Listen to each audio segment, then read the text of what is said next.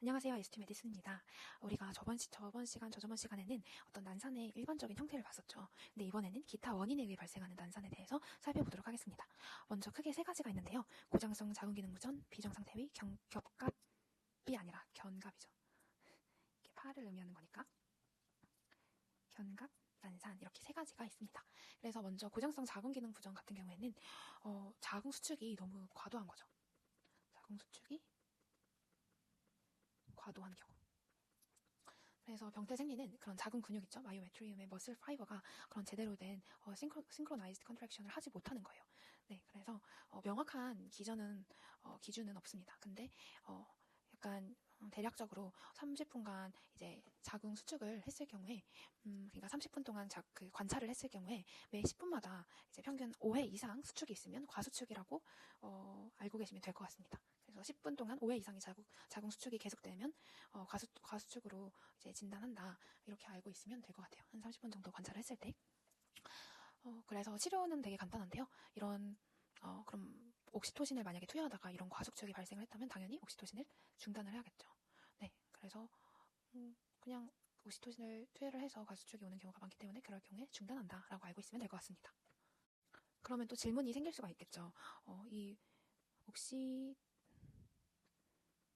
때문에 과수축이 일어나면 이걸 끊으면 되지만 만약에 옥시토신 없이 막 과수축이 일어나면 어떡하나요? 라고 질문이 있을 수 있는데 그런 경우에는 아마도 원인이 뭐 자궁 자체의 과민 반응, 뭐 자궁 근육이 긴장을 해서 막 그런 걸 수도 있겠고 아니면 뭐 프로스타글란딘 제제를 사용하는 경우에 그럴 수도 있겠고 아니면 다태 임신이라던가 양수 과다증으로 그럴 수도 있겠고 그게 원인이 될 수도 있겠고 그리고 뭐 태반 조기 박리 같은 어떤 병리적 원인이 있을 수도 있겠죠.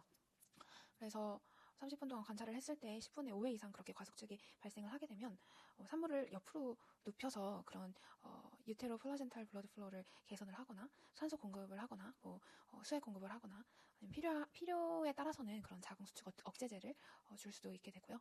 그리고 되게 태아 심박수에 만약에 이상이 동반이 되면 예를 들면 뭐 그런 FHR 디셀러레이션 같은 것들이 관찰되면 즉각적인 처치를 해야겠죠. 뭐 응급 분만까지도 생각을 해봐야겠죠. 네, 하지만 우리가 그냥 여기서 꼭 알아야 되는 거는 이제 옥시토신으로 인한 그런 자궁 과수축이 발생을 할 경우에 고장성 자궁 기능 부전이 생길 경우에는 이 옥시토신을 끊어버린다를 생각을 하면 되겠습니다. 네, 그렇게 이제 첫 번째고요. 두 번째로는 이제 비정상 태위입니다. 이제 정상적으로는 태아 머리가 골반을 향해 있어야 되죠. 근데 그렇지 않을 경우에 난산이 생기게 됩니다. 이게 몇 가지가 있는데요. 이런 첫 번째로는 두니죠. 두니 많이 들어보셨죠? 두니가 바로 브릿지 프레젠테이션입니다. 그래서 머리가 이제 원래는 아래로 가야 되는데 아래로 가는 게 아니라 거꾸로 위로 가 있는 거예요. 네. 그래서 질식 분만을 시도하면 몸통은 잘 나오지만 머리가 걸려서 문제가 생기게 되는 거죠. 그래서 분만 전에는 만약에 합병증이 없으면 그 외전술이라고 익스터널 세팔릭 버전이라고 아이를 돌리는 거를 시도를 할 수 있죠. 근데 만약에 분만 중이라면 제왕 절개술이 원칙이 되겠습니다. 네. 그리고 두 번째로는 횡위인데요. 가로 횡자를 써서 횡위인 거고 영어로는 이제 transverse lie가 되겠죠. 그래서 이렇게 될 경우에는 그 산도를 향해서 들어오는 부위가 보통 어깨가 되잖아요. 그래서 shoulder presentation이라고 하기도 합니다. 그래서 이 횡위 같은 경우에는 양막 파수 후에 그 양막 파수란 게 이제 양막이 양수가 터졌을 경우 양막 파수 후에 이제 그 제대 탈출이라고 umbilical cord prolapse가 잘 발생을 해요. 그리고 이제 태아 팔이 걸려서 자궁 파열의 위험도 있습니다. 네, 그래서 이거 역시도 분만 전에는 외전술이 가능하고 분만 중에는 또 이것 역시도 똑같이 제왕절개술을 합니다. 그리고 이거 외에도 다른 태위들이 있죠. 뭐 안위라던가 안위라고 하면은 이제 얼굴이 향해 있는 거죠. 그 나오는 곳을. 그리고 뭐 전두위도 있고요. 그리고 복합위도 있습니다.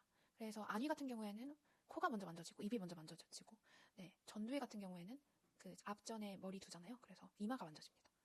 네, 그리고 이제 복합위 같은 경우에는 머리 앞에서 손이 만져져요. 그러니까 아기가 팔을 이렇게 위로 하고 있는 그런 거죠. 네. 그래서 그런 경우에 이제 이런 경우에는 태아의 회전 없이 질식 분만이 가능하다고 하고요. 왜냐하면 기본적으로 머리가 아래를 향해 있기 때문입니다. 네, 그래서 두니와 행위는 진통시에 제왕절개를 한다. 하지만 안위, 얼굴이 향하고 있는 거, 그리고 전두위, 이마 쪽이, 그리고 복합위처럼 이렇게 애가 만세를 하고 있거나 머리 앞에 손이 있는 경우 이럴 때는 질식 분만이 가능하다는 거 알고 있으면 될 것 같습니다. 그리고 세 번째로 견갑난산인데요. 정상적으로 태아 머리가 나온 다음에 이제 어깨가 골반에 걸려서 나오지 않는 상태를 말하는 거예요. 그래서 대부분 뭐 거대아, 네, 마크로솜니아 아니면 과속 임신, 포스트트럼 같은 경우에도 잘 발생합니다. 그래서 치료는 맥 로버츠 매뉴버가 되게 가장 중요한 포인트입니다. 그래서 산모의 다리를 과도하게 굽혀서 수프라퓨빅 에리아를 눌러주는 방법이에요. 이렇게 하면 태아 어깨가 빠져나올 수 있게 도와줍니다. 그래서 이 부분은 이제 견갑난산 시에 가장 먼저 할 처치로 기억을 해주시면 좋을 것 같습니다. 그래서 이 견갑난산 시에 뭐를 제일 먼저 한다? 맥 로버츠 매뉴버, 이거를 기억을 해두면 좋을 것 같습니다.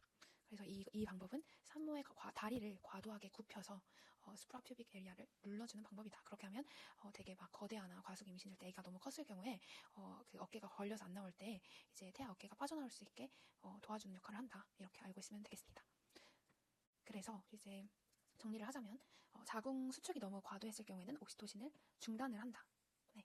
그리고 비정상적인 태위, 두니와 횡이 이 두 경우에는 제왕절개를 하고, 그리고 이제 안위, 이건 얼굴이라고 했죠. 그리고 전두위, 이마 쪽, 귀 아래로 가는 경우, 그리고 복합이 완세하는 그런 거, 이런 경우에는 그냥 질식 분만을 한다. 그리고 견갑난산일 경우에는 맥 로버츠 매뉴버를 사용을 한다. 이 세 가지를 알고 있으면 되겠습니다.